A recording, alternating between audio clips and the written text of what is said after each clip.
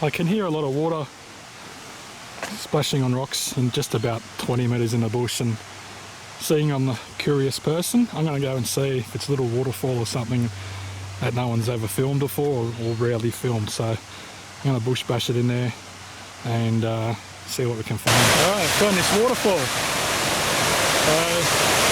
Trying to get it as best I can because it's about a 10-metre drop down there. You see the water's gushing around. Try and zoom in for you. Do the best I can without harming myself. I don't want to fall down. It's a bit slippery here.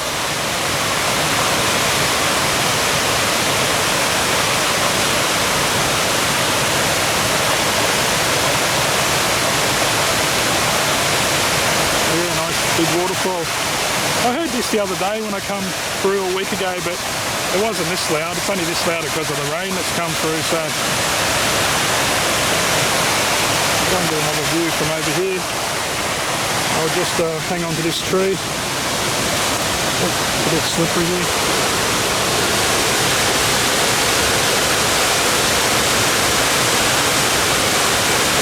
Pretty cool.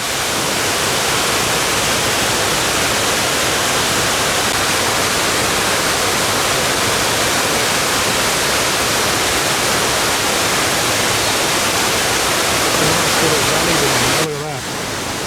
Pretty thick. Anything could be roaming through there.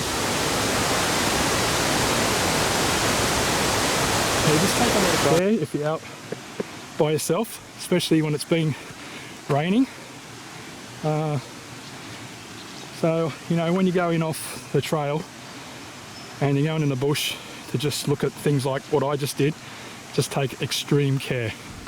You know, don't say to anyone, you know, do it all the time. I don't do it. I just wanted to see that waterfall. So it's very wet there and you could slip in. So just take a lot of care and then let people know where you're going. So if you do get hurt, you know, the emergency services and the police and whoever else is going to come look for you, they actually find you and you're safe and well. Just shows you these gum trees, and the Aussie bush is so resilient.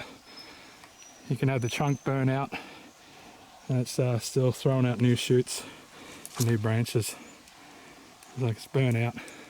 You'll probably find that one there will come down over the next year, but the other trunk, it'll survive. Aussie bush needs the fire to regenerate, and during these hot fires, some of these trees still survived, or most of them anyway. Slug in the Blue Mountains. I'm not sure what type of slug it is. I'm going to have to look it up, but look at that. Very colourful. I've reached the area where I left my gear. It's in this. See how quiet it is here?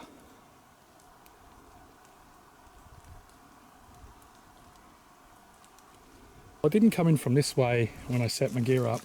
My gear's a bit over here by about 10 to 15 metres, and yeah, there's a little tree break right here. So it was done a long time ago, so it wasn't done while my gear's out here. It was done probably, you know, a couple of weeks ago, a couple of months ago. There's tree breaks. There's another one over there. There's one right there. So there's tree breaks in the area, but they're not pointing the same direction, so like, I can't say it's YOWIE related. It could be for any reason. I've decided to leave my gear out here for another 5 days. There's still plenty of power in the sound recorder, and the trail camera hasn't really picked up anything, so I've changed its settings to take photos every minute and see what we get during the night and day, and hopefully it picks something else up as well. So I'm going to get out of here before it does pour down rain. The weather has been actually kind to me. I've only got wet while I've been bush bashing through here. So anyway, hopefully you enjoyed this video. This is like part 2, and part 3 will be when I come back and get the gear and again, and then we'll put the results up if there is any. So anyway, as I always say, always hike in thongs.